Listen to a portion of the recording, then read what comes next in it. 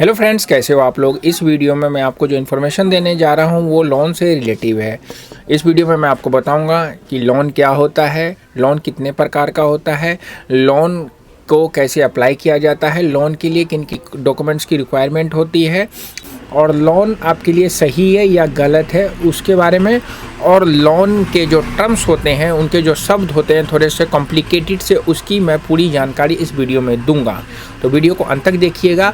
आप अगर इस वीडियो को देखेंगे तो फ्यूचर में कोई भी लोन के लिए अप्लाई करने जाएंगे तो आपके बड़े काम की हो सकती है। मैं हूं अब्दुल और आप देख रहे हैं।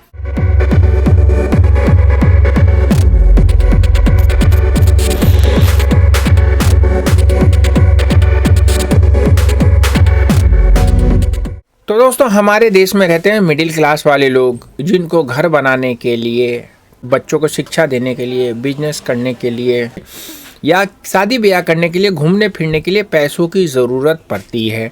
और उन पैसों की ज़रूरत को पूरा करने के लिए वो लोग लोन लेते हैं। लोग लोन लेने के लिए लोग पहले के ज़माने में साहूकार के पास जाते थे। जब उनकी इनकम कम होती थी तो अपनी खेत को गिरवी रख के, अपनी अनाज को गिरवी रख के लेते थे। लेकिन अब क्या होता है, लोन लेने के लिए लोग बैंक या अन्य अलग बैंकिंग संस्थाएं, नॉन बैंकिंग फाइनेंस कंपनियों के पास जाते हैं, जिसे लोग ऋणदाता कहते हैं। मतलब वो लोग लोन देते हैं तो उन्हें ऋणदाता कहा जाता है। और वहाँ वो अपनी आवश्यकता के अनुसार विभिन्न प्रकार के लोन के लिए आवेदन करते हैं। प्रत्येक ऋणदाता की लोन देने की अपनी कुछ नियम और शर्त होती है, जिनके आधार पर वो लोगों को लोन देते हैं। उधारकर्ता लोन की एक निश्चित राशि को एक कुछ निश्चित समय के लिए ब्याज लगा के लोगों को वापस चुकाने के लिए एग्रीमेंट करते हैं। तो दोस्तों, लोन में होता क्या है। दोस्तों, लोन में जो टर्म्स होते हैं वो आपने सुना होगा कि लोन में प्रिंसिपल अमाउंट होता है। जो बैंक आपको पैसा देता है उसको प्रिंसिपल अमाउंट कहा जाता है, यानी कि प्रधान राशि। उसके बाद दोस्तों, उस प्रिंसिपल अमाउंट पे जो बैंक पैसा ब्याज लेता है उसको रेट ऑफ इंटरेस्ट कहा जाता है। ठीक है ना। रेट ऑफ इंटरेस्ट के साथ ही बैंक आपको प्रिंसिपल अमाउंट देता है। दोस्तों, उसमें एक शब्द होती है टेन्योर, यानी कि समय अवधि की। वो बैंक आपको कितने दिनों के लिए लोन दे रहा है तो उसको टेन्योर यानी कि टाइम पीरियड कहा जाता है। उस टाइम पीरियड में ही आपको अपने ईएमआई के साथ यानी कि प्रिंसिपल और ब्याज के साथ आपको अपना पेमेंट करना होता है। उसके बाद दोस्तों, ऋणदाता उसे कहा जाता है, यानी कि जो बैंकर हो गया या नॉन बैंकिंग फाइनेंस कंपनी का जो भी टीम है उसको ऋणदाता कहा जाता है। और उधारकर्ता यानी कि आप जो लोन लेते हैं, आप लोग उधारकर्ता कहलाते हैं, यानी कि आप लोन ले रहे हैं। अब दोस्तों, हम बात कर लेते हैं कि सिक्योर्ड लोन और अनसिक्योर्ड लोन किसे कहा जाता है। देखिए, सिक्योर्ड लोन यानी कि सुरक्षित। सिक्योर्ड लोन ऐसे लोन होते हैं जो कि किसी संपत्ति के द्वारा सुरक्षित रहते हैं। इस प्रकार के लोन लेने में आपको अपनी किसी संपत्ति को कोलेटरल के रूप में बैंक के पास रखना पड़ता है। यानी कि आप चीज़ गिरवी रखेंगे, आप ज़मीन का पेपर रखें या फिर आप सोना रखेंगे या गाड़ी के पेपर रख दिया, सिक्योरिटी या आपके पास शेयर है वो आप बैंक के पास रख देंगे, तो ये सारे आपके सिक्योर्ड यानी कि सुरक्षित लोन होंगे। और इस प्रकार जो लोन होते हैं वो आपको कम रेट ऑफ इंटरेस्ट पे बैंक प्रोवाइड करता है।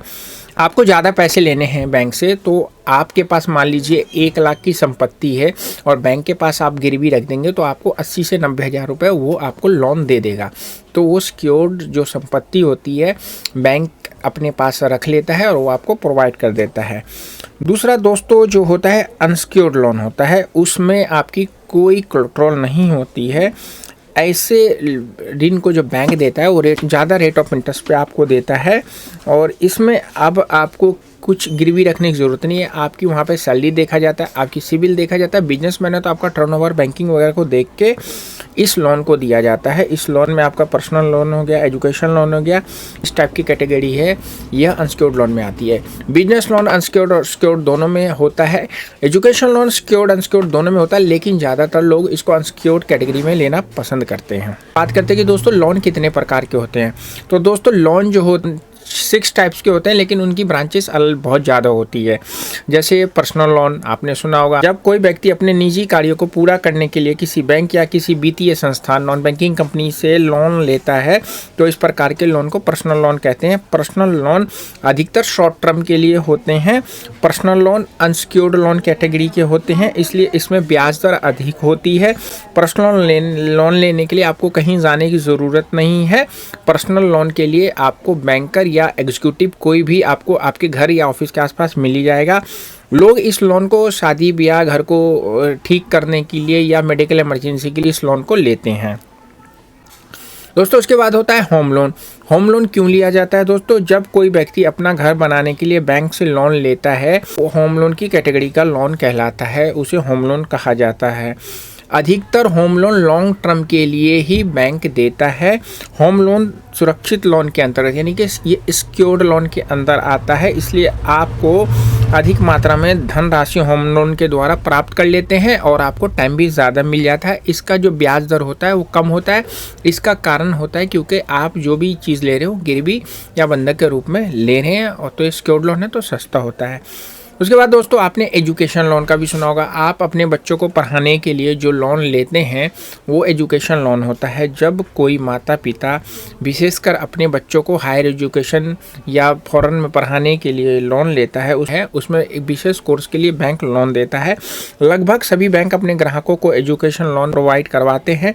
एजुकेशन लोन को जब बच्चा पूरा कोर्स कर लेता है और नौकरी पर लग जाता है तब वो उसका पेमेंट करता है। एजुकेशन लोन के लिए पेपर जो है ना, गारंटर जो होता है उसके माँ बाप या रिश्तेदार होते हैं, और उसमें सिक्योर्ड अनसिक्योर्ड दोनों कैटेगरी के होते हैं। जब आप अपने ज़मीन के पेपर को रख के लोन लेते हैं तो ये सिक्योर्ड कैटेगरी का हो जाता है, और आप अगर जो अपनी सैलरी स्लिप वगैरह के बिहाफ पे लोन अप्लाई करते हैं तो ये अनसिक्योर्ड कैटेगरी में आपको ये लोन मिलता है। आपने लोन सुना होगा, कार लोन होता है। कार लोन में जब कोई व्यक्ति अपनी गाड़ी खरीदने के लिए बैंक से लोन लेता है तो उसे कार लोन कहा जाता है। यह भी एक सिक्योर्ड लोन की कैटेगरी का लोन होता है जो कि आपको बैंक प्रोवाइड करता है। इसका रेट ऑफ इंटरेस्ट भी दोस्तों पर्सनल लोन या एक अनसिक्योर्ड लोन के मुकाबले सस्ता ही होता है। दोस्तों उसके बाद गोल्ड लोन होता है और बिजनेस लोन होता है। गोल्ड लोन आपको एक गोल्ड लोन आप बैंक के पास अपना गोल्ड रख देते हो, उसके बिहाफ पे जो आपको लोन मिलता है उसे गोल्ड लोन कहा जाता है। और जब आप अपने बिजनेस के करने के लिए लोन लेते हैं दोस्तों, उसको बिजनेस लोन कहा जाता है। तो ये तो केवल आपको मैंने एक शॉर्ट में बता दिया। इनके भी अंदर अलग अलग ब्रांचेस होती है, अलग अलग जानकारी होती है जो मैं आने वाले वीडियोस में आपको बताऊंगा। अब बात कर लेते हैं दोस्तों कि मतलब लोन का जो टर्म होता है, समय अवधि जो होती है वो कितने प्रकार की होती है। तो दोस्तों 3 टाइप की टर्म्स होते हैं इन लोनों की। एक होता है शॉर्ट टर्म, एक होता है मीडियम लॉन्ग टर्म और एक होता है लॉन्ग टर्म लोन्स। तो दोस्तों शॉर्ट टर्म लोन जो होता है 1 साल या टेन्योर जो होता है उसे शॉर्ट टर्म लोन कहा जा सकता है। इसमें अनसिक्योर्ड लोन की कैटेगरी के लोन आपको मिलते हैं।